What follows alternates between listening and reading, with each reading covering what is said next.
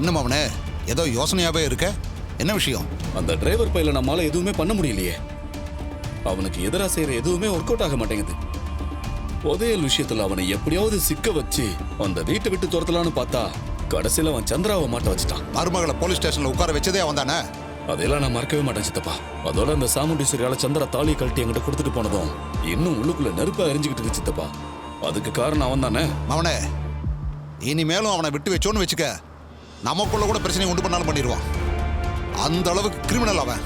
சந்திரா கழுத்துல தாலி இல்லாம இருக்கிறத பார்த்தா என் நெஞ்சே வெடிச்சிடும் போல இருக்கு.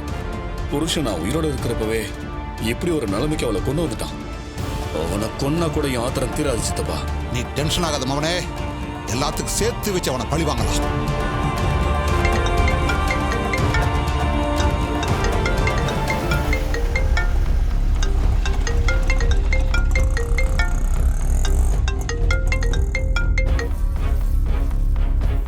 யார் மவனே? யார் போன்ல?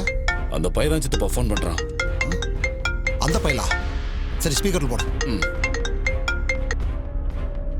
ஹலோ, உங்க சித்தப்பா உங்க கூட தானே இருக்காரு? போனை ஸ்பீக்கர்ல போடுங்க. ஏய், இப்ப எதுக்கு போன் பண்ண? இந்த பார், உன் மேல கொலை வெறியில இருக்கேன். உங்களை வார்ன் பண்ண தான் கால் பண்ணேன். என்னது? என்ன வார்ன் பண்றியா? 2 பேரும் நல்லா கேட்டுக்கங்க. உங்க சண்டை என் கூட மட்டும்தான். மோதுறதா இருந்தா என் கூட மட்டும் மோதுங்க. அதை விட்டுட்டு ரேவதியவோ இல்லை என்ன சேர்ந்தவங்களையும் எதை நான் செய்யணும்னு நினைச்சிங்க, அவ்வளவுதான்.